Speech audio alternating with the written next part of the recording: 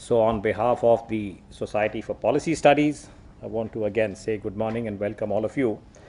And within our own small group, I have often been told that I become too much like a sergeant major and I'm pushing people. And we have one of our colleagues, Rashmi Saxena, again, some of you know her. She does a much better welcome than I do. So on behalf of the Society for Policy Studies, allow me to introduce Rashmi Saxena, a very senior journalist, and she's been one of our founder members, and she'll welcome you, and then I'll walk you through this morning's activities.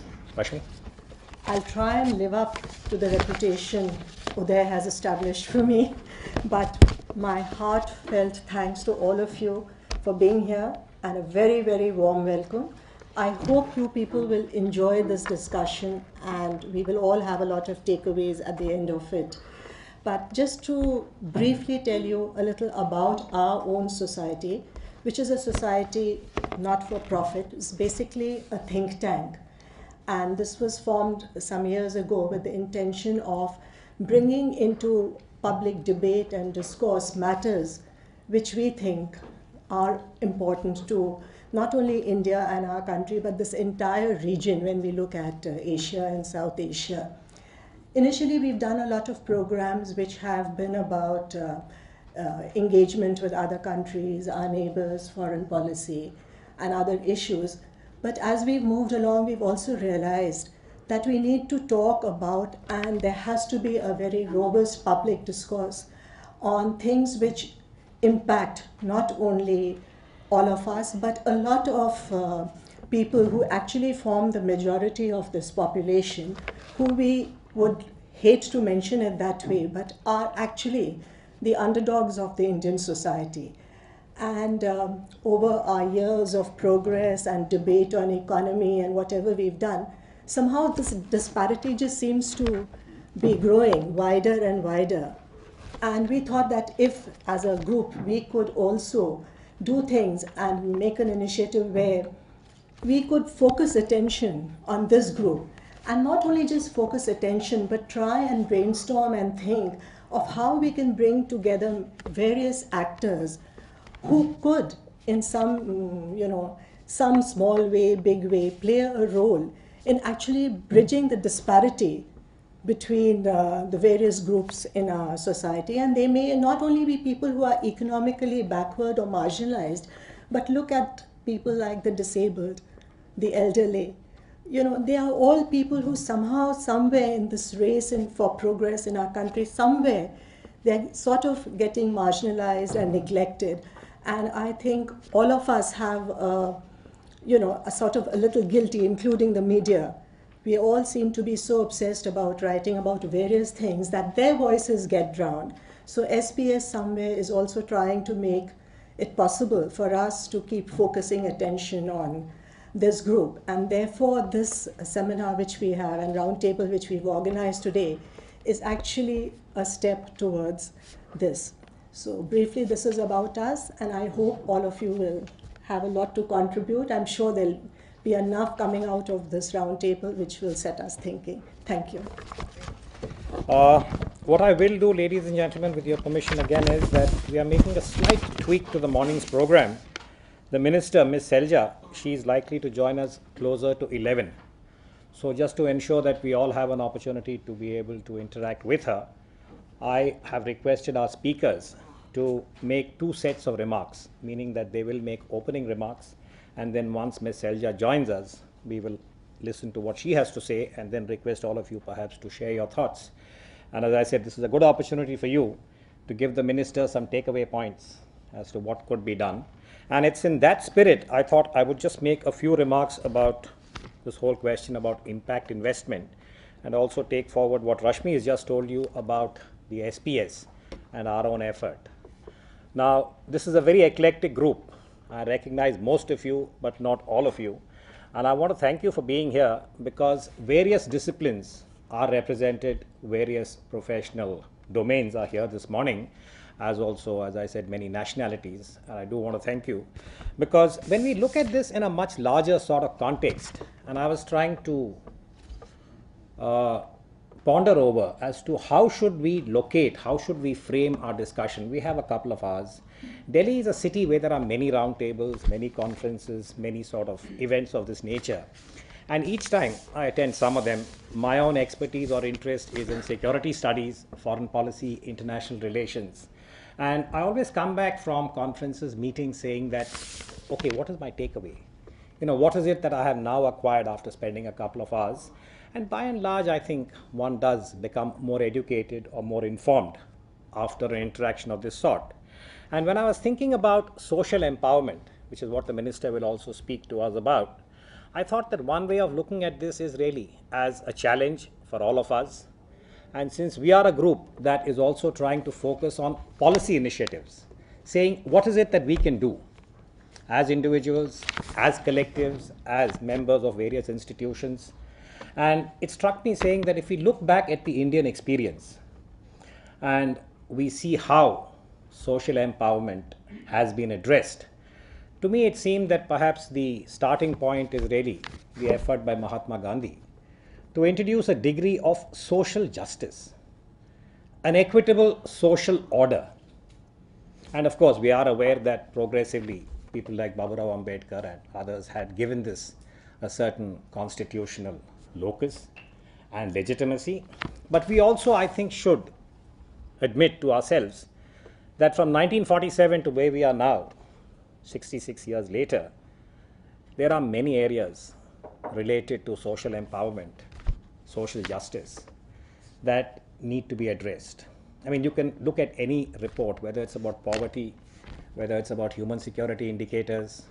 Most recently, 2 days ago, there was a report on slave labor, and India again ranks very high. So I think we, who have been privileged to be where we are, should ponder over this. And to me, the connections really were that, from a theoretical perspective, if you talk about life, any form of life, from the amoeba to the human species, security and survival is the starting point. And every approach, whether it's in political science or in sociology or other disciplines, talks about the human survival or human security, if you will, as the first imperative. And if we were to say that, is that enough? This is the debate about democracy all the time, saying that is it enough just to be democratic and say that India is the largest democracy and that a vote by itself is the beginning and the end? And the answer is clearly no. So to me, the trajectory or the lattice, if you will, seemed to be that we focus on human security as the beginning of all such endeavor.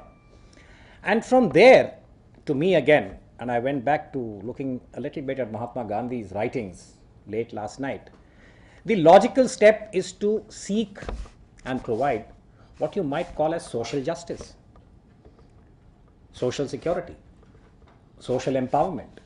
So the human, the survival needs, the food, shelter, clothing, should then automatically enable the individual to seek legitimately from state and society the determinants of what you might call as a degree of social security.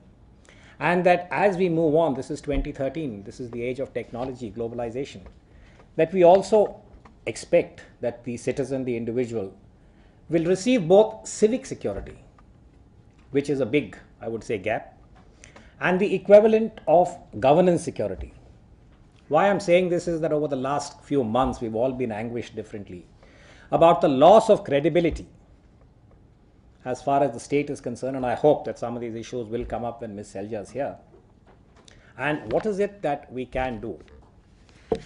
And in this very place, in the India International Center, we have many such discussions. I am a member here, and there's a lot of anguish today about where is India going. And I keep telling myself that amidst this gloom and doom, that we should also, I think, remind ourselves that we have to do something. Okay, we know the nature of the problem by and large, but what do we do? And it's in that spirit that I thought, most of us thought, that it would be very useful for us to have interactions of this nature and tease out as to what is it that we can do. And I want to recognize many of you. I can see some faces and names and people whom I've been speaking to who are all trying in their own way. So I want to thank you all for being here, Rishabh and his colleagues and many others who are here, Shraddha. And these are all the young stakeholders of India as we move ahead. So that's the spirit in which I thought that I'm not going to talk to you about impact investment because we have all the experts, the black belts.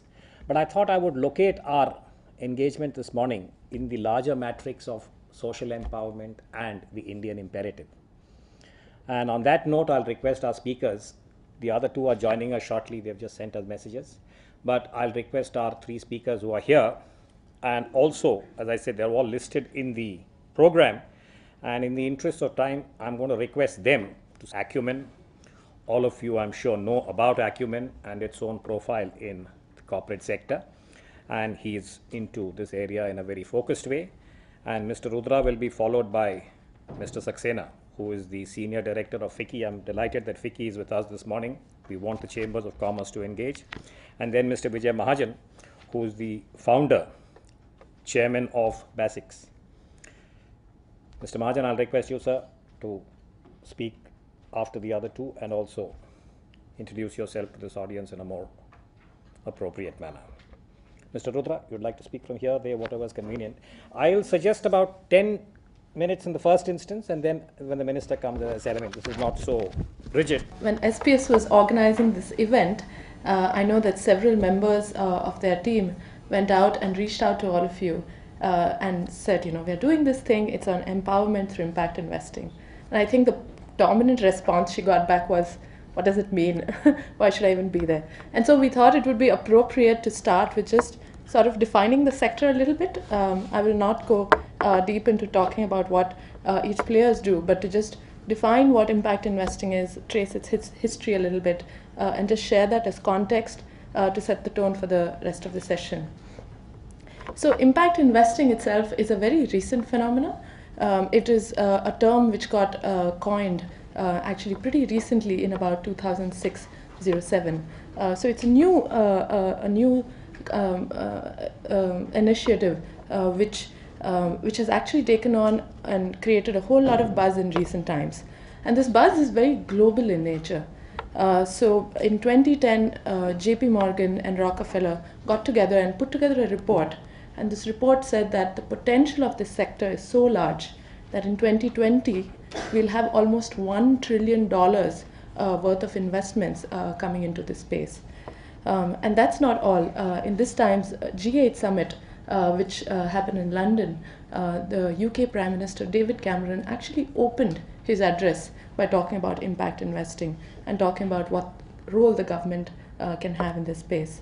At World Economic Forum in Davos in Switzerland, a public panel was actually held about impact investing for the first time as well.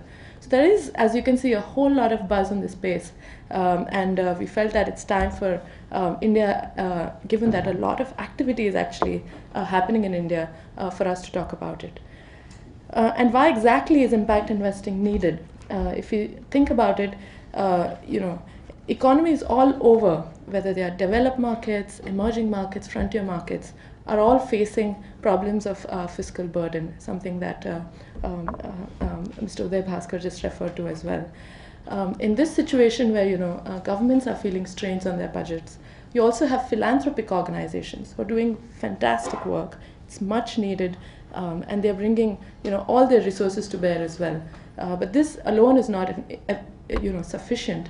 And in this situation, how do you bring more resources to solve these problems? And one way that came about was impact investing, which is bringing private capital, private investment capital, to try and solve for social issues. What it basically means is that it's a new type of investment approach which intentionally seeks to not just create financial returns for the investor, but also create social returns. It's money that is very patient. Traditional investors, will want to rotate their money much more faster. Patient capital can invest money and stay invested for 7 years, 10 years, if that's how long it takes for the outcomes to be created. So it's patient money. Investors don't mind taking a cut on their returns. They don't mind taking lower returns, but they want social outcomes at the end of it. The sector itself functions in a few key areas.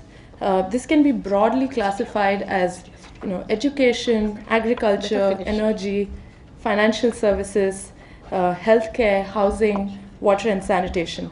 But what the investors want are measurable outcomes. You know, when I invest my money, crop or yield of smallholder farmers should increase.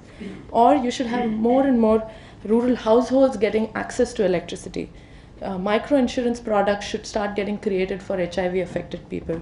Or in general, you know, there should be a reduction in rate of homelessness. How do you bring these measurable outcomes while also bringing a small financial return so that the incentive to keep doing this continues? That's basically a very brief overview of what this sector is about. And I think SPS has done a great job of getting various stakeholders because the sector needs people who invest. It needs, most importantly, social enterprises like Basics, which are actually doing the work on the ground. And then it needs a lot of other ecosystem players like FICCI and everyone to also contribute to the effort. So that's a little bit of an introduction. Thank you. 2 or 3 years ago, I came across, some statistics which continue to shock me, which is that 400 million people in India still live on less than $1.5 a day. Almost 150 million people in India still do not have access of Indian rural households, don't have access to electricity. And when I thought about all this, these are of course shocking figures. I went to a college here in Delhi, St. Stephen's. I did an MBA from an Indian business school, and then I worked in the private sector. And I said there's got to be a way where everything that's benefited me in terms of education, in terms of work, also can contribute back to the 400 million Indians who are living at less than $1.5 a day. And that's really when I came upon this sector, impact investing, and that's when I came upon Acumen too. So I think, it's quite, to me, it's a way where everything that's good about India and everything that still remains to be done in India comes together. Let me just use this one chart. It's a very sort of consulting chart, but I think it kind of tells you what impact investing does. On the vertical axis, you've got financial return objectives.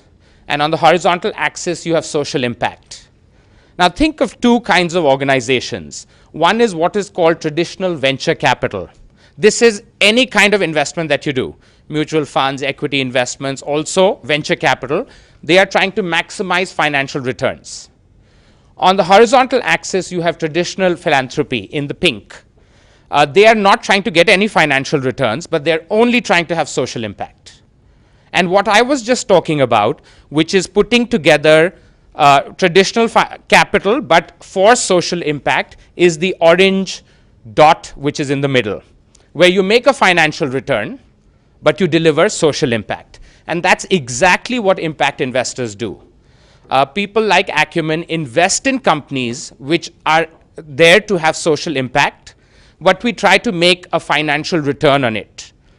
And the question that people often ask themselves is, why do you want to make a financial return? Why don't you just, give away the money like traditional philanthropy? And the reason for that is very simple. A company which makes a financial return more than 0% will last forever. Just like, Reliance Industries or Hindustan Lever or any of those companies, because it makes a profit, it will put out a profit and loss account in 2013, 2014, 2020, and hopefully 2050. And that social return, which is being delivered by this enterprise, will keep happening year after year because the company will keep working.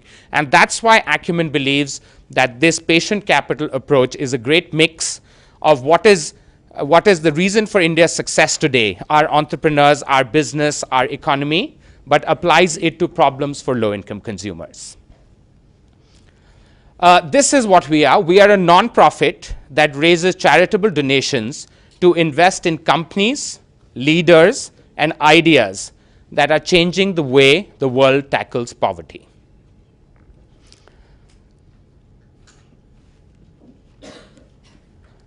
Okay, and Jacqueline was talking about what Acumen has done. We operate in 5 regions of the world: India, Pakistan, West Africa, East Africa, and Latin America. In India, we've made cumulative investments of about $32 million in 26 companies. So roughly in the region of about $1 or $1.2 million per company. And we've reached about 16.5 million lives in India. Now, I was talking about this financial sustainability, that the company will be there year after year. And the second number, 4x, kind of demonstrates that. So we invested 32 million, and our companies got other investments of roughly in the region of about 120 million US dollars. Not all of those investments were from impact investors. They could also be from people who said, hey, these guys have a great company, it's a good business model, we'll put in what is often called follow-on capital into the company. And that shows you how this thing can become sustainable, where 32 million from Acumen can bring the companies 120 million, which then grows the companies further. I have, I thought, that I should sort of distill and think about what are the lessons that we've learned. I should start by saying this work is not easy. If other companies and other investors could have invested money and made good financial returns for low-income consumers, they would have done that. They wouldn't have waited for Acumen to come. Those investors would have already done that. But we look for companies which are providing a couple of things to these low-income consumers. And Acumen focuses on 5 sectors: energy, water and sanitation, agriculture, healthcare, and education. And these are all critical products and services which are actually provided there. And like I told you, we are basically a fund which brings capital. However, our number one lesson has been that there is no shortage of ideas. We get many ideas which come to us. There are ideas generated abroad, in the US, in Stanford and Harvard and MIT, in Africa, in India. However, the key thing that makes an idea successful and solves a problem for the low-income consumer is not really Acumen, because capital, frankly, is available from many sources. It's actually the entrepreneur. And these entrepreneurs take on a tough task.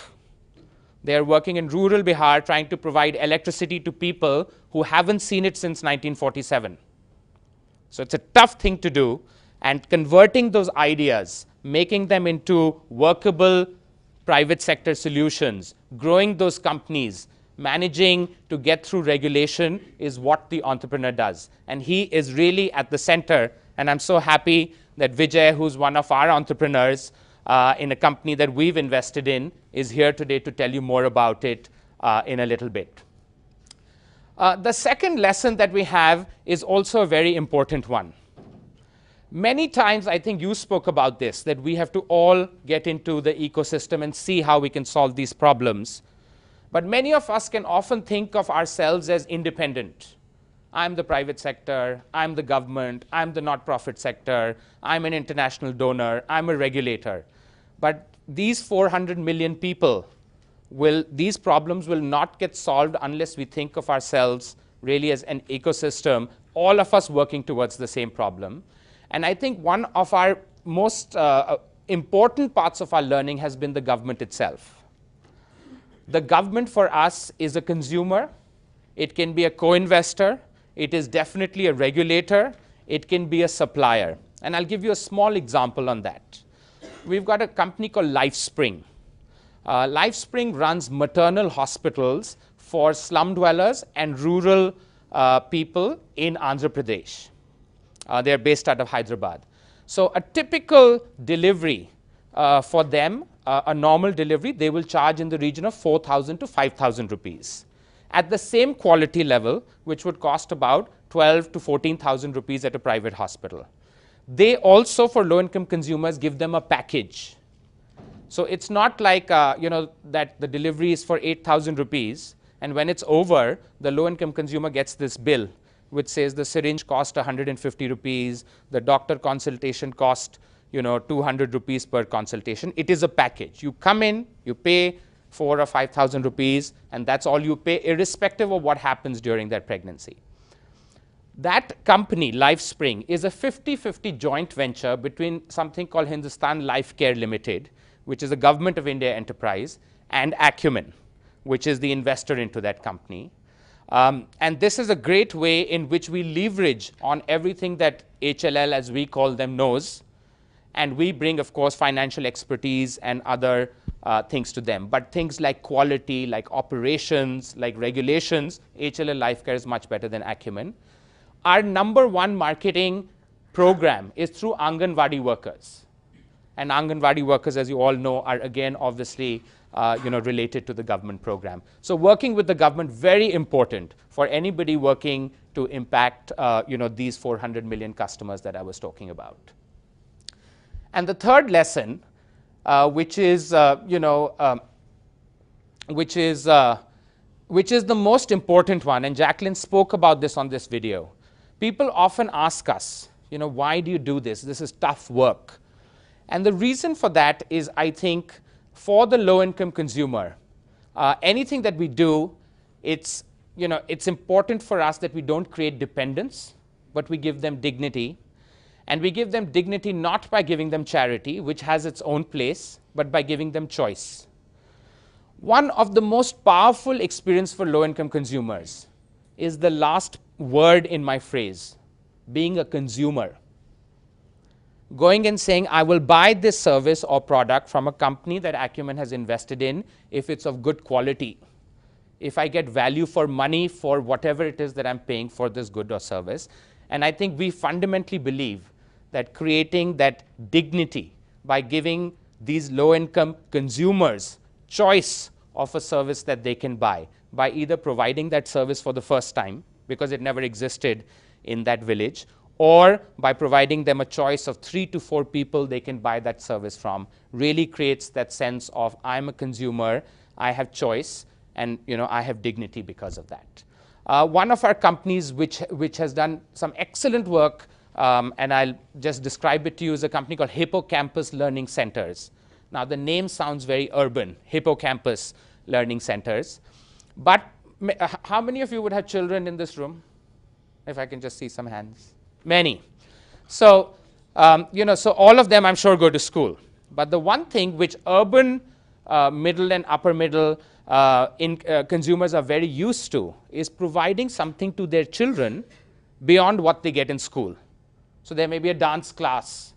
There may be something to do with creativity. They might go on a field trip to Humayun's tomb to learn about history.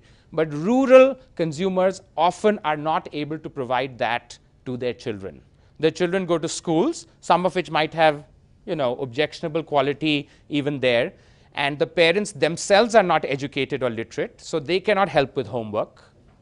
And Hippocampus started 2 programs, preschool and after school. The preschool program is to teach rural children about creativity, playing with numbers, learning shapes, relating to colors, relating to motion, not through reading it from a book, but actually doing it in an experiential way. And the after school program, as the name suggests, take children who are going to school from class 1 to class 3 and providing them after school services. And I'll end with that, and I'd like to show you a video on Hippocampus which demonstrates this much better than I could have explained it. And, ladies and gentlemen, welcome to this very important theme, which is the need of the hour for our country. Before I go on for my presentation, I'd like to raise some critical issues with regard to our country, which requires your attention. When we talk about impact assessment from the business community, what does that mean? For us, this is a major gray area in which we can develop sustainable businesses to generate incomes for people living in that area. Our focus is twofold.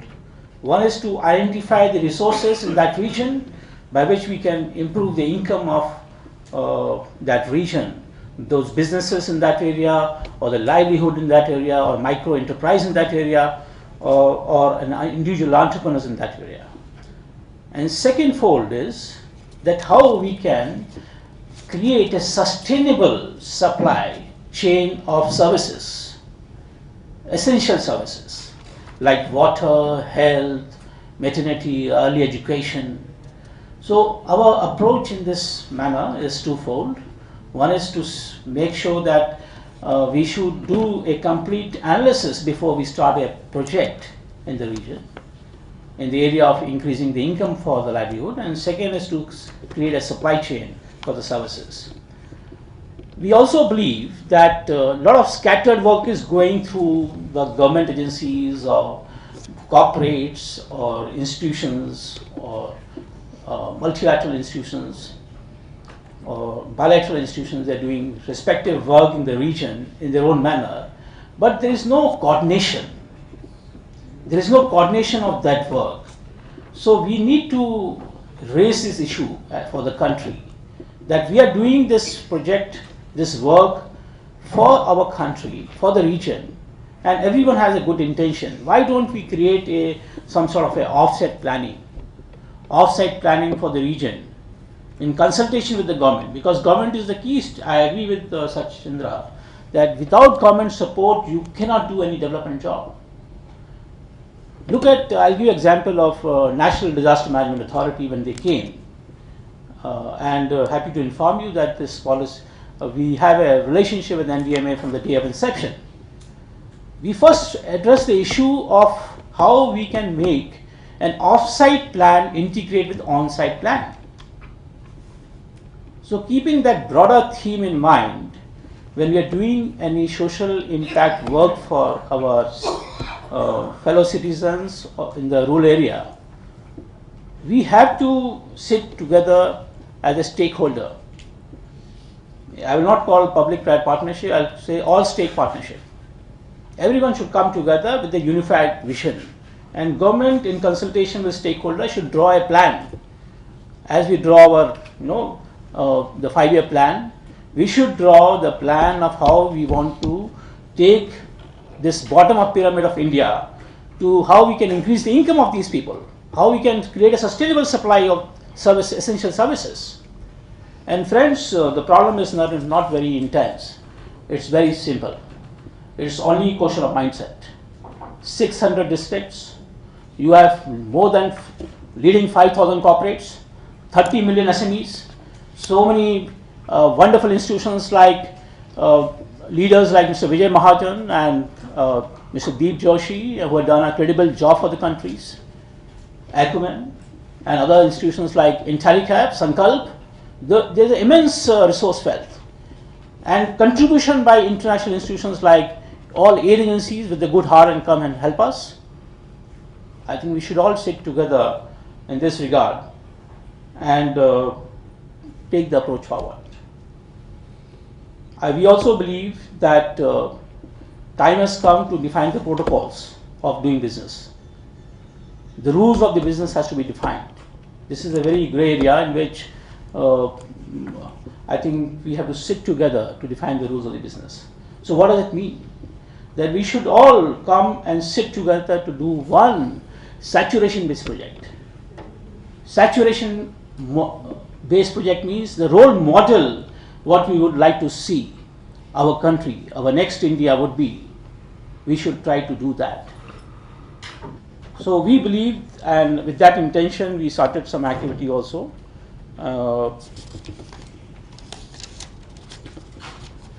Need is also felt that, well, we have National Innovation Council and they have set up a India Inclusive Fund, but last many years we have been hearing, but nothing in the ground has come. Today, the need is felt that we should, the government, with the help of the financial institution, should set up some sort of a fund to give aid to the institutions, to the stakeholders, in consultation with the partners in funding those projects at a very low interest rate. And I think our recommendation would be to the government to set up some sort of a fund, sustainable fund, which can be, I think, can be sought by stakeholders. Friends, we've still, and I think we believe that microfinance is the only instrument in the past has seen the sustainable livelihood promotion for our country. And look at the example of our Andhra Pradesh. The setback of Andhra Pradesh is a case study in our country.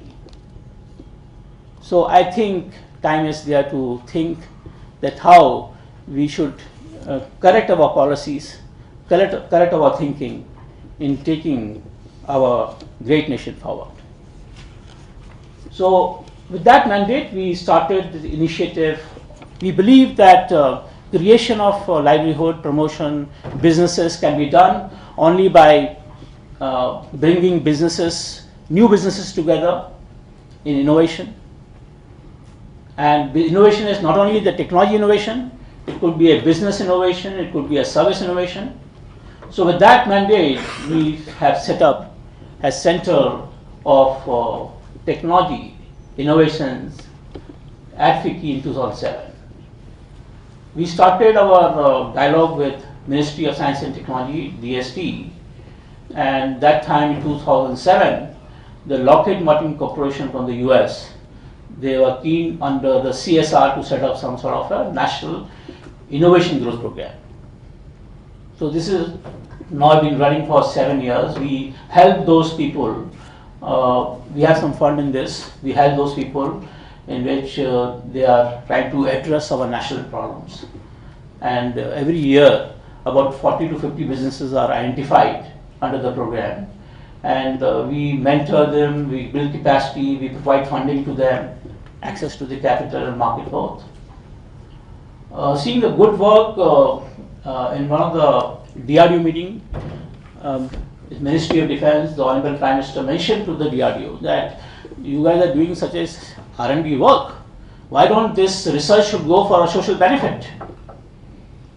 So DRDO approached us in 2008 and we set up a social program for Ministry of Defense called ATTACK, called Accelerated Technology Assessment and Commercialization. Second is on biodigester toilet is the buzzword today around everywhere. Sanitation is a big issue in our country. So they have given a biodigester based toilet which there's a bacteria which eats all the fecal. So that means your sewage problem and issues of sanitation are solved. Today the Ministry of Railways has cleared for our railway coaches. The Member of Parliament has approved this under the MP-LAT programs. Many installations has been done by the political leaders in their own constituencies. And now we are trying to work out with the Odisha government and Bihar government on saturation-based district project. We like to show the impact. We always believe that if you do a scatter work, it is not going to create an impact. Let us do a saturation-based project. Odisha government is very keen to do one district on saturation base. Bihar government is keen to do one. These are the big capitals cluster for our country. So I think very proud to be associated with DRDO. We have licensed close to about 160 technologies so far. Major, I think, area which we have done for DRDO is our food processing. They have a wonderful food processing technologies, and today majority of the, I think you see a food processed company selling packaged foods are from the DFRL. It's called Directorate of Food and Research Lab at Mysore. So idea of saying that how the government, these are true examples where government is helping our social societies through an ecosystem. And the previous slide. And the third program which we have recently launched with the help of USAID, with the help of Technology Development Board, is the Millennium Alliance program. This Millennium Alliance is a fund of $50 million. And so far we have raised close to about 120 crores. 120 crore has been raised, contributed by Technology Development Board, Government of India, the USAID, FICCI has donated it. Recently the DFID has joined. The ECO is a great, they have joined our partnership. And yesterday itself the ICICI Foundation also joined hand. So when we are doing a good job, all the key stakeholders, they are bringing their strength together to see how we can address the issue of sustainable development. And this program we launched in 2010, and last year we have disbursed close to about 10 crores to 9 companies. And these 10 crore rupees is grant. It's just a grant. It's no equity. is just to support good, I think, private sector companies who are doing sustainable jobs.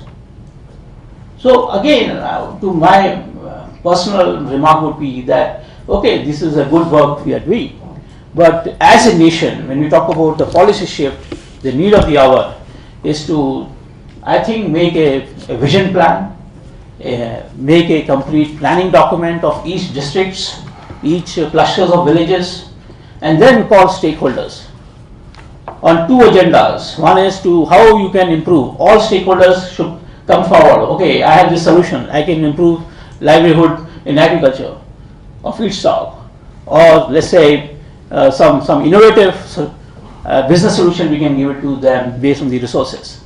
How we can generate more incomes for that people. And on second side, we have to see sustainable supplies of essential services.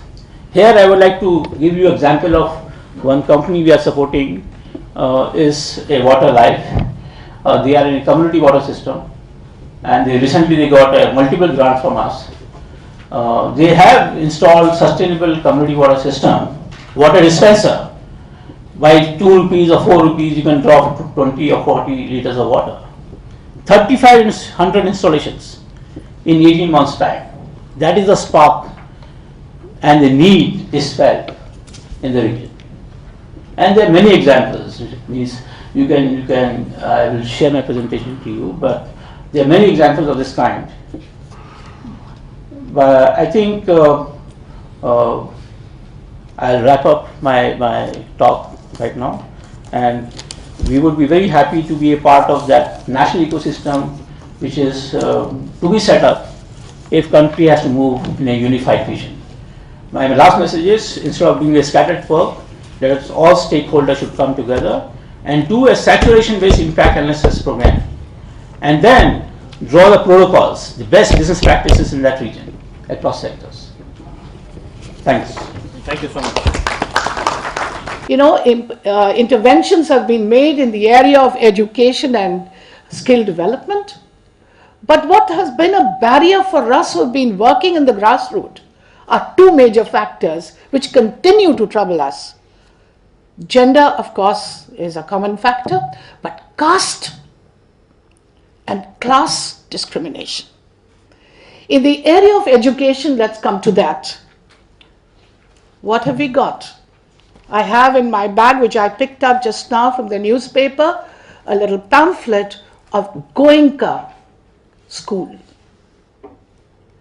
Massive structure, air-conditioned classrooms, TVs in every room, buses to ply the children, complete luxury and comfort. Something that you see on the media every day.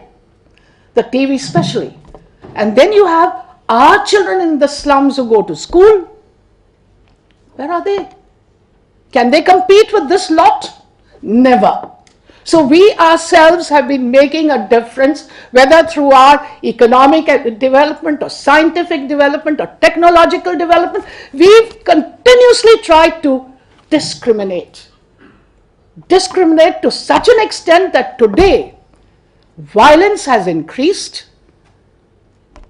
I was at an interactive session with the police during the Nirbhaya rape case, and the DSPO was saying, what can you do? What are you producing in schools? What kind of education are you giving? Because you are creating a lot of people who are jealous, who are angry, who want to attack.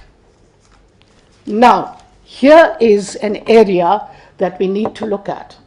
Education, of course, you require a good building where there is water supply and lighting, where there is enough space for children to play around, where there are health intervention possibilities, but you also require training of teachers and handlers of children who will know what to impart and how to impart. For me, the first intervention that needs to be looked at is to produce a cadre of people who will be gurus or teachers for children, not just in these grassroots schools, but also in the Goenka type schools, so that this discrimination between the 24% and the rest does not continue. I was listening to the presentation made by Sachindra Rudra of the kind of intervention that has been made in Andhra Pradesh. Have they been able to stop trafficking? Trafficking of little girls from poor families? Have they been able to make a break in child labor? You may have provided education and schooling and some skill development. Where have we tackled these aspects? I know this does not fit into this area of concern, but to me it is very important. Because if we want holistic development, number one, we cannot create a difference between children and children. Number two, we need to take away all those practices, either based on culture and tradition or not, practices that prevent education from continuing, that prevent holistic development.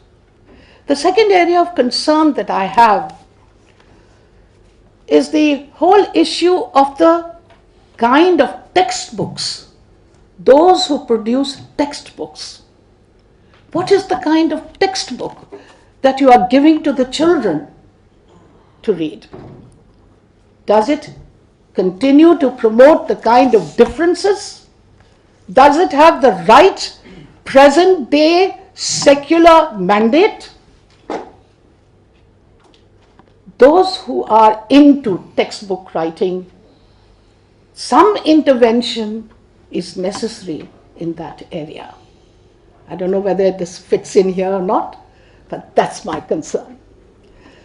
The third concern is community programs for health development, hospitals.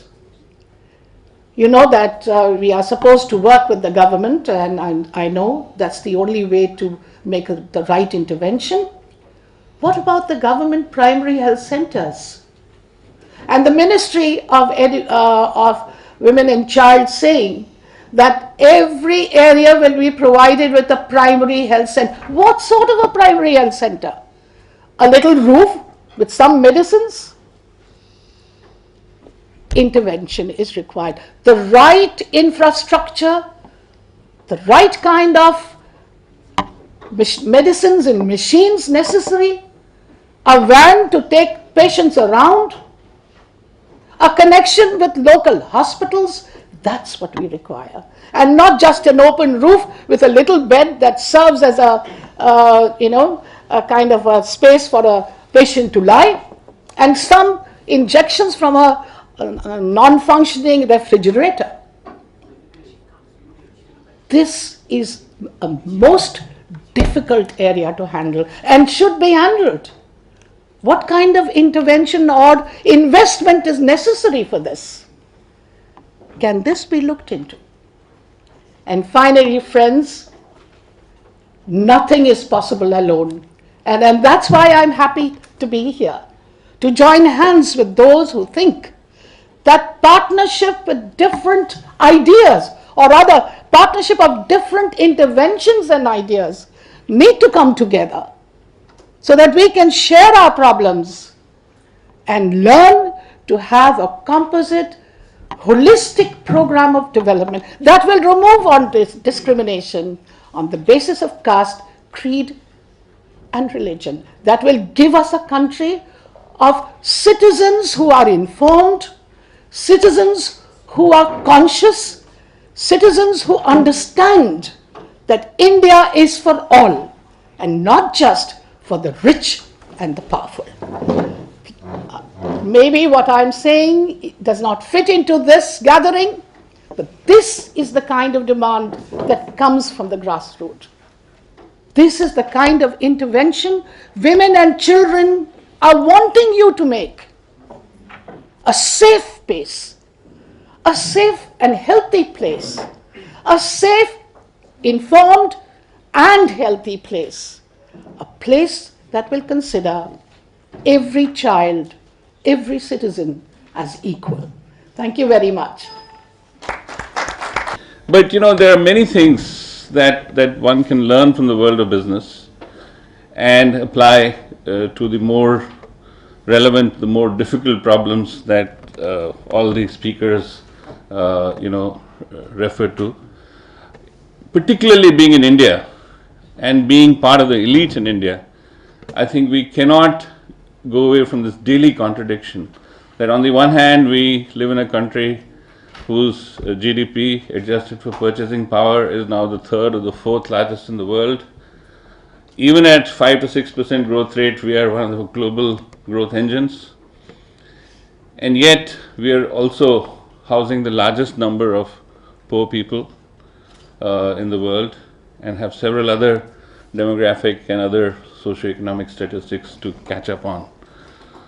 So, this daily reminder imposes on us a responsibility to actually be at the cutting edge of using any tool, technique, knowledge that can be applied to solve these problems. Of course, the nation has dedicated itself even before birth to the task of poverty alleviation, thanks to Gandhiji's leadership.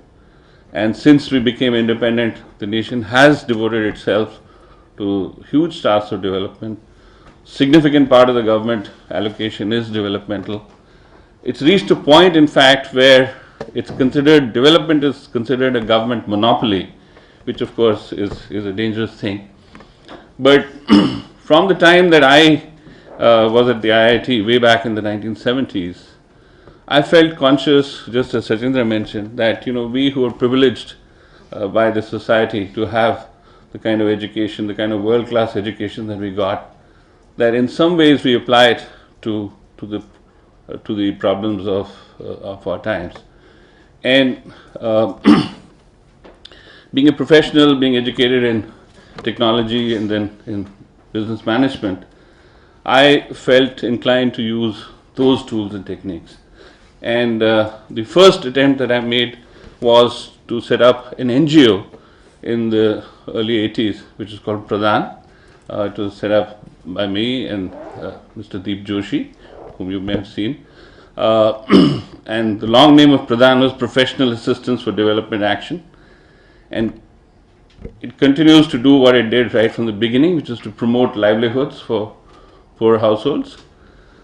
I left Pradhan 10 years after founding it because I felt that working with just grants was too constraining, given the scale of the problem where we had to deal with hundreds of millions of poor people.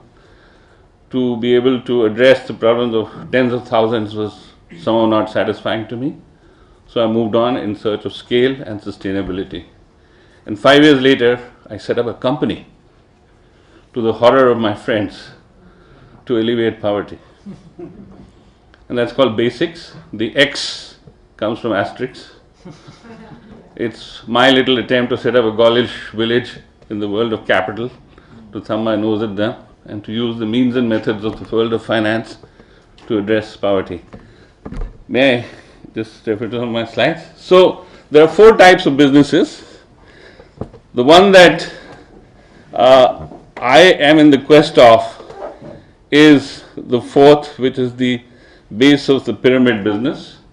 That is a business which sustainably addresses the demand for products and services by a large number of people at the base of the pyramid, but does it in a manner where the business is sustainable and yet the product is affordable to the people. On the left, the yellow is the regular business, which, as Sachin also mentioned, is basically seeking high economic returns, doesn't particularly concern itself about social returns. On the lower bottom side, green is the social enterprise, whether an NGO or a business, which is primarily focused on maximizing social returns doesn't particularly worry about economic returns, and Pradhan is an example of that. And of course, we have a lot in India, unfortunately, a lot in the public sector, which are losing propositions where they're neither an economic return and not a significant social return. And since Minister is here and she presides over several of them, all the national corporations for finance and development of the scheduled castes, scheduled tribes, minorities, women and backward classes in every single state make losses, have very poor outreach, and are basically an employment program for their employees. So that's an example of the kind of businesses we should not set up. Unfortunately, government starts with good intentions, gets trapped in inefficiency, and then doesn't know how to shut down. And therefore we get left with these relics of the past. Every once in 10 years there's a commission or a committee to sort of see what can be done. Their names are changed, but we come back with the same results. Next, please. For those of you who would like to sort of very quickly, and I know that this may be a bit too technical for some of us, but basically in any business, these two curves apply. There's the red curve, which is the total cost, and as you can see, as time and volumes go up, the total cost naturally goes up. The green curve is the total revenues. In the early stages of the enterprise, the green curve is below the red curve, and therefore you make losses. And hopefully the enterprises last long enough to a point where the green curve crosses the red curve, and then you reach a point where you start making profits. So in this respect, a social enterprise or a business enterprise are not different. The difference is what issue we are addressing in which we want to make a surplus. So for example, in my case, since I am a Mahajan, I decided that I should work to resolve the problem of access to credit by poor people. Now, as you know, the nation has spent an enormous amount of effort to provide credit to poor people at 12% or per annum or less. On the other hand, any number of surveys shows you that a vast majority of poor people are not able to even open bank accounts, let alone get a bank loan, and therefore continue to borrow from money lenders at 4 to 10% per month. That is 48 to 120% per annum. I learnt about the work of Professor Yunus in Bangladesh, the work microcredit, and visited, was impressed, decided not to copy him, but be inspired by that work and come up with something which is more Indian. And that's how we set up Basics, inspired partly by Seva Bank in Ahmedabad, partly by the fact that we have a lot more agriculture here than Bangladesh has, which has a lot more landless laborers, and so forth. And so we initially decided to just stay with that curve. Stay with that curve. Yeah. So in 1996, when I started Basics, we needed a social investment, because no one could believe that you would go and lend money to poor people and they'll pay you back. So it was the Tatas who gave me the first 1 crore, but I was adamant to take it as a loan. The Tata Trust in the 80-year history had never given a loan,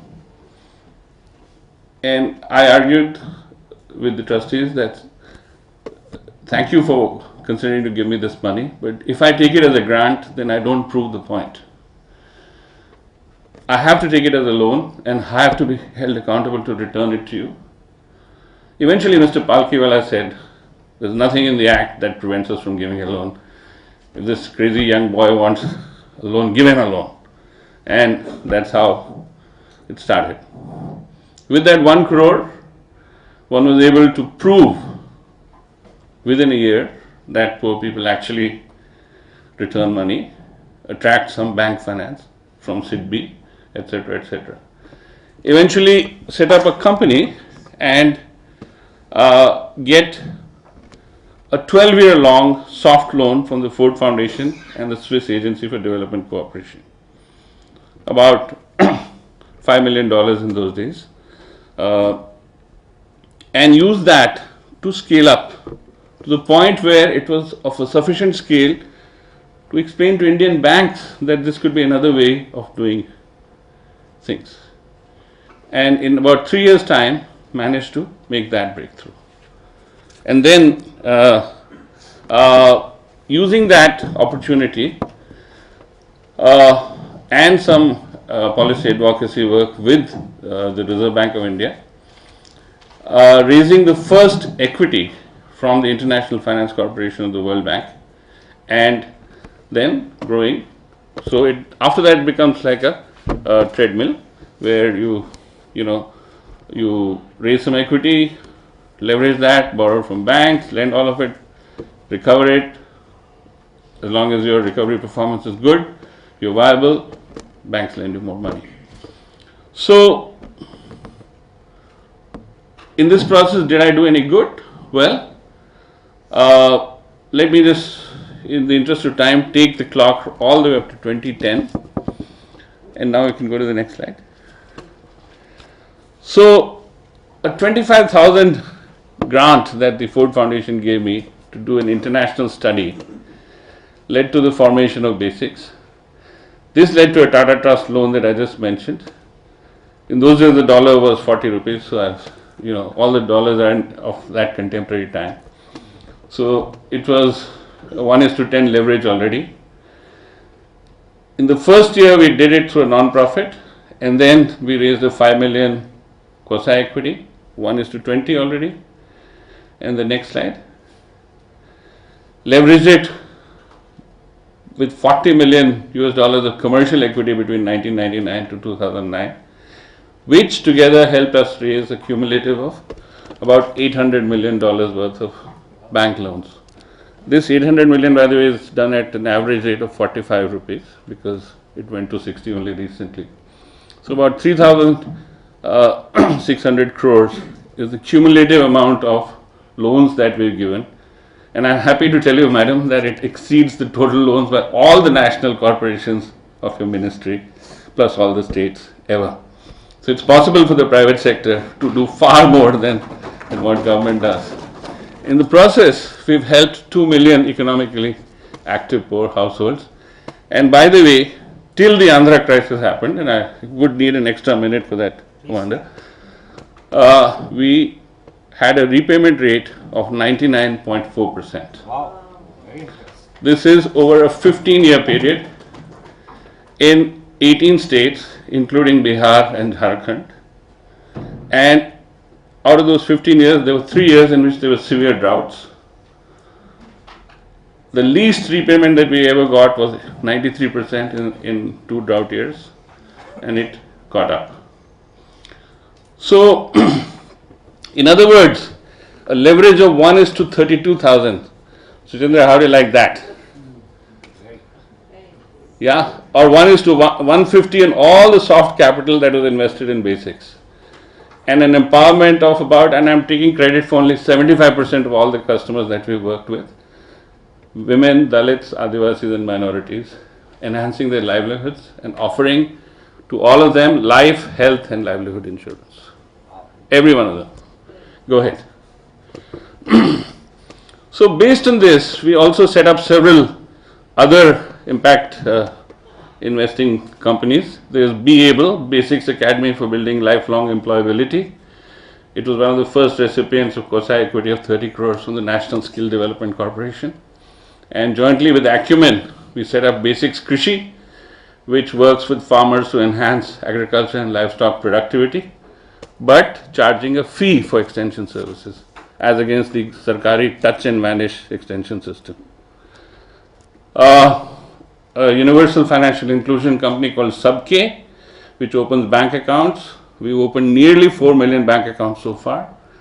Runs a network of business correspondent outlets, about 8,000 of them, using mobile phones and Aadhaar biometric devices, with the support of both the Michael and Susan Dell Foundation and the Gates Foundation. both, by the way, equity, not grants. None of this has any grants, all either equity or debt. And finally, we are looking for equity in a company called CTRAN, which addresses climate change by aggregating microcarbon credits. So far so good. Now, my last point, and I'm really glad that the minister is here. You have 1 minute. Yes, sir. This is it. Go ahead. So, one dilemma and one peril. Back to the same old slide. The dilemma is, of course, obvious between economic returns and social returns. But the peril is the line that you can see crossing through the heart of it, which is called political returns. Because the people that we are working with, next slide please, and point number 2, most of the services that we want to provide are services that the masses are supposed to be provided by the government, often at subsidized rates, but you know the reality. And when any private agency offering the same service arises and wants to cover its costs, it will have to naturally charge more and face opposition and may have to be cut down, may even be cut down by politicians as their patronage comes down. And in Andhra Pradesh, because microfinance interest rates were 24% per annum, we borrow from banks at 14 and lend at 24. We were shut down by politicians. Informal loan waivers was announced and 7,000 crores was lost. For the last 3 years, there is no microfinance in Andhra Pradesh. Poor people are now borrowing from money lenders at 10% per month. So as a nation, we have to first decide what is the right way to empower our people. Is it by throwing more and more subsidies at them and making the fisc more and more deficit prone? Or is it to create sustainable service providers and dignity for the users who are ultimately consumers? Thank you very much. Thank you. What I will do now is I promised everyone a chance to be able to interact with the minister. But I will take a minute, ma'am, as they say, Mantri Mahoday ko main aupcharik roop se swagat karna chahta hu, and say that we are delighted that you are here with us this morning. I'll just take a minute. Her detailed CV has already been circulated to you, but those of you who have been in Delhi, I distinctly remember that as a very young member of parliament, she was a minister in the Narasimha Rao cabinet, and Mr. Narasimha Rao was the president of our institute, where I was in the IDSA.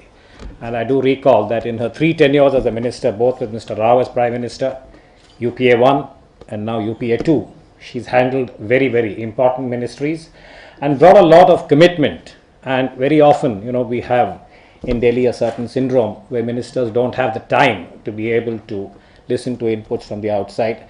I want to say from personal experience that Ms. Selja has been an exception. Thank you, ma'am. And we have a very eclectic group over here, so they would benefit from your remarks. And at the end of it, if you allow me, all our panelists will take a minute or two to give you some specific input from their side. So perhaps if you would like to speak first, and then they will prepare their notes, and we'll also help for you to. Is that okay, Bhai? So, I would propose, ma'am, you speak first because you have the interest of time. Your PS has given me some very strict sort of things, so you don't mind if I nudge you. Well, I can postpone my other appointment. So shall I ask them to take a minute? I would like to. Then folks, we'll just rearrange slightly. You can see this is a great USP of SPS. We can innovate on the move. I will move from that side. Actually, we have not had the benefit of the media and social empowerment. Ma'am, very briefly in a capsule, if I could, this morning before you came, and we were really recalling from Mahatma Gandhi to Baburao Ambedkar and the way in which the state has made a series of initiatives. And I think to pick up from Vijay's last point, this unresolved debate between what I could very simplistically reduce as the debate between the Amartya Sen School and the Jagdish Bhagwati, and how the state would be able to make the most appropriate balance and ensure both equity, an equitable approach, and the dignity. I think one of the slides spoke about self-esteem and dignity, I think in the acumen slide. So that is where we were, and each of them had brought up certain issues. The only area that we have not focused on is the media. I'll request Rashmi as a senior representative maybe to take just literally under 5 minutes and just give us media and social, and then I'll request all of you gentlemen and ma'am, Ms. Chatterjee, that take a few minutes to give the minister a sense of the gist of what you said, And please give her your policy recommendations. I think that would be the value addition here. She doesn't need to know more about social empowerment, but what her ministry can do. That's what I would suggest.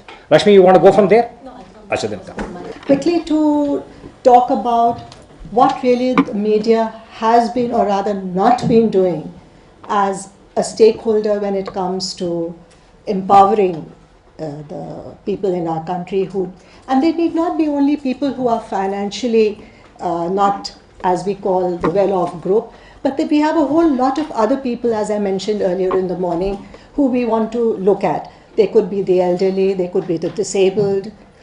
We have children from various backgrounds, and we have HIV affected people. So what really is the media doing? As far as the media is concerned, over the years, it seems to be totally, and rightly so, obsessed about writing about economic growth and various other social issues. But I feel they are just little sparks which come up every now and then. But whether the media has, over a period of time, carried on a sustained campaign, so to say, by giving information, statistics, bringing you stories from the ground about these people who actually are not only the deprived but not so deprived, as we would say. What happens in the media, especially when we look at media in the big cities? The media is owned by capitalists. For them, it is to a great extent a business proposition.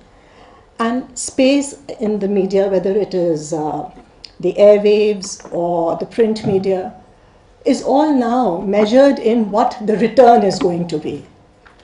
So we have page 3, we have films and whatever, and of course once a while we have a big outrage in the media which does deliver sometimes what we want.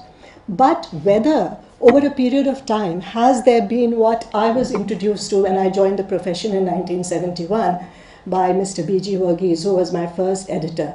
What was this development journalism about?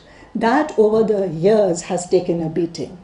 I would just like to give one example of what Mr. Verghese told us when I joined the profession, barely 19, 20 years old. He said, it's fine to write about crime and politics and whatever to prove to yourself that you have made it as a journalist. But what you have to prove to others is, when you sit back after 50, 60 or 60 years of work, what is it that you have really achieved for the society in which you live? And he introduced this concept to us young reporters of going and selecting a village which had was nowhere on the map as far as the media was concerned, or the police for that matter, or even the government. It was just a little dot somewhere. So we went out and we picked a village which did not even have a road. You had to wade through a nala to get there, and that village was just about 70 odd kilometers from Delhi. It was called Chatera. And at that time we started in Hindustan Times, where I was working, an entire series. Every Sunday we used to call it Our Village Chatera.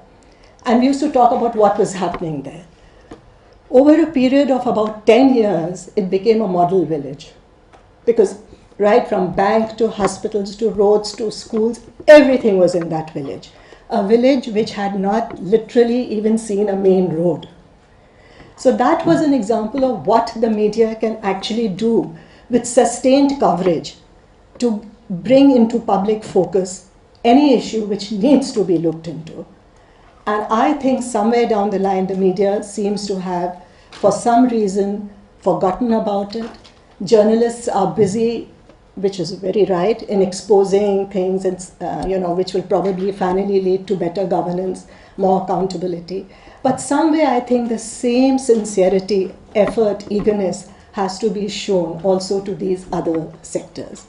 And I think where the media is losing out is because the journalists themselves have started to feel, and I stand to be corrected, we have a lot of people from the media here, that unless a journalist has proved that he or she can write about politics and economics, she has not made it, he or she has not made it. But of course, we have had several examples where journalists have also done brilliant work in exposing social injustice or writing about issues which need to be written about. But my only sad point which I want to make is that it never becomes a campaign like it does for other issues, whether it's the helicopter deal or whether it is corruption or whatever. There has to be, I feel, a sustained campaign by journalists and media groups. And I'm sure all of us will think about it, and I'm sure the Minister can also give us some ideas as how to take this forward. Thank you. Distinguished panelists on the dais, and an even more distinguished gathering at this round table. Well, I'm indeed grateful that Rashmi thought of me and brought me here, and I think my experience has been richer by this 45 minutes that I've spent here. You know, a lot of good ideas have come, and no doubt even more good ideas will come. First of all, let me say that we should shy away from having an attitude of them and us, or this versus that. Much as we would like things to be in black or white, let us not forget that everything is in a vast spectrum. It doesn't belong to one color. Today, the phase that we are passing through in this country is something that seems to have overtaken us, seems to have overtaken business as usual attitude. It did start with, say, in the early 90s, maybe little in the 80s also, but the impact was felt more in the 90s when we embarked on new initiatives by the government, opening up, the private sector having larger role, government loosening, very consciously loosening controls on many sectors, and more players that were thrown up, players even like Mr. Vijay Mahajan, who's not strictly a private player in the sense that he's not a big businessman who's working for profit only, but he has also thought of the social impact and chose to work in the social sector for some profit, so that the profit is doesn't only accrue to his organization, but every participant in his enterprise works for a profit for himself. These are the new ideas that have come up in the last more than 2 decades. So today, let us not have this debate, which is no doubt very interesting, of Bhagwati versus Amartya Sen. But I think what our country is looking for and our people are looking for is some kind of an amalgamation, some kind of a marrying of different ideas. And it's also not, say, capitalism versus socialism. So new ideas have to come forward. While the private enterprise has nearly come of age in our country, these new initiatives have sprouted. Let us not forget that it has been government policies which have led to this. While subsidy system may be criticized vociferously, but I think the point was also conceded by Mr. Rudra that maybe at some level, the bottomest of the bottom, it may still be required. Maybe not for eternity, but for a certain period. So I personally I personally belong to that group ideologically which believes in marrying these different schools of thought. Because as government, if I was a free person sitting here in front of you, I would probably think more like some of our friends who want to simply unshackle everything. But having been part of government for so long, and also today as I'm representing a certain ministry, and beyond that, because I also represent a certain section of society, I can understand that the hand holding is definitely required. Because this is what when we talk about, you see, everything cannot be measured in monetary terms. That's why we are here today, social and the financial, not necessarily social versus financial. Let me give you an example of one officer, just to show how the mind works for a person coming from a certain strata of society. One boy worked very hard, coming from the most bottom rung of society, not even belonging to any of the major scheduled castes, but he came from the minority, the smallest, one of the smallest castes in the scheduled caste. He somehow made it, in the sense that he worked hard and got a good degree, managed to get a good job, rose up, did reasonably all right, but at every point to get the next promotion, he felt that he needed help. He needed somebody to speak for him. He came to me at a certain point. While I agreed with him, I also felt a certain bit of, impatience. I told him that you made it so good, you really reached very high in your career.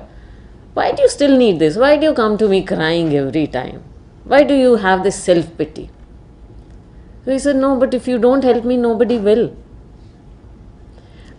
And I pondered over it. And we realized that actually in a way he was right also. Because all his life he had been encountering this. Maybe it made him a bit self-pitying, but you have to also see it from his point of view. He had seen nothing else. So unless somebody held his hand, helped him reach that last mile or even that last foot, he would probably not make it because of the social stigmas. So while on one hand we talk of profitability, making people self-dependent, all that is very good. But one term that we should also understand is self-respect, dignity for any profession that a person is following. That still has to come. Today our debates largely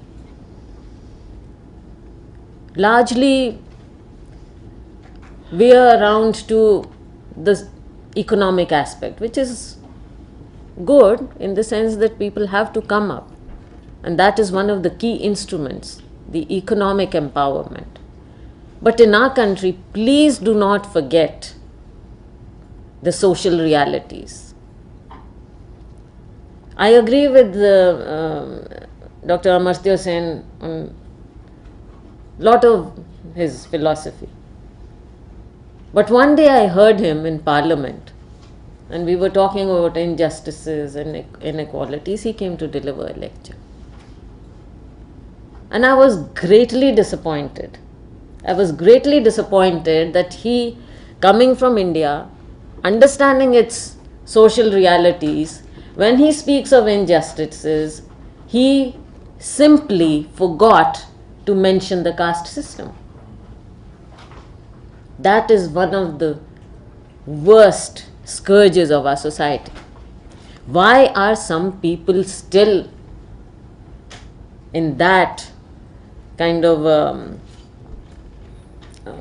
what shall I say, as we call it, the daldal? They're still stuck in that.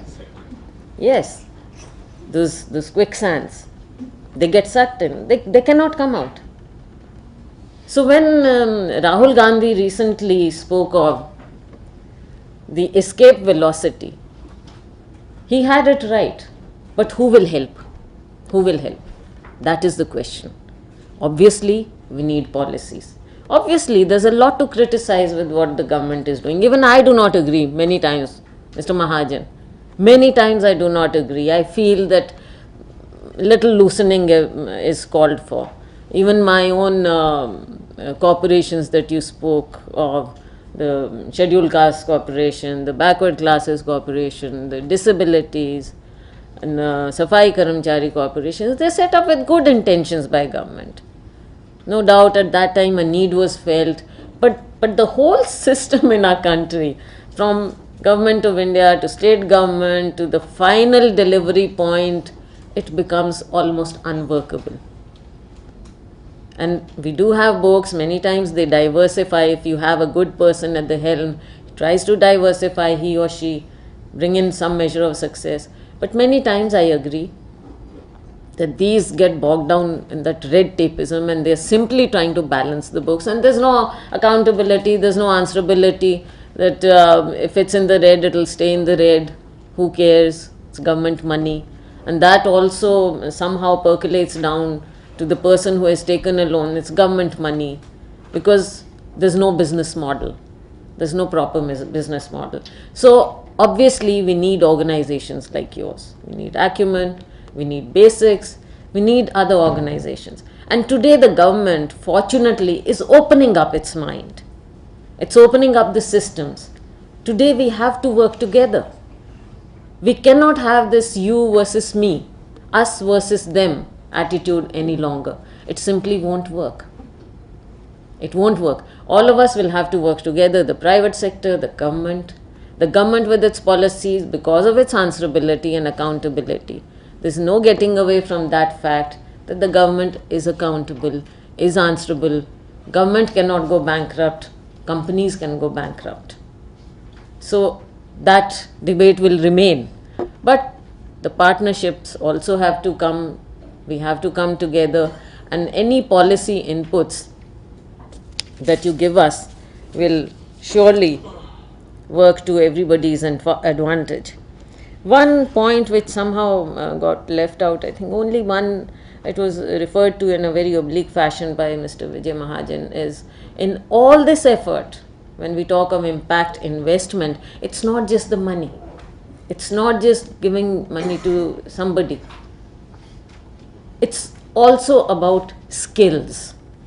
Today, most of our people, much of our manpower, especially the base of the pyramid, is without skills that are required in a moving economy like ours. They may have some traditional skills. Where's the certification? Who will employ them if they come out? Or do we have a model which will recognize these traditional skills? Today, sadly, the answer is not really, not really. So skills are the key in our country to empower anybody, the right kind of skills, especially at the base of the pyramid. And the profitability factor will only see any measure of success if we impart the right skills. So please, my friends who are into this investment business for empowerment, please invest in skills. So just giving out loans will not help. Women making some things at home, some papad or something, it's a good little,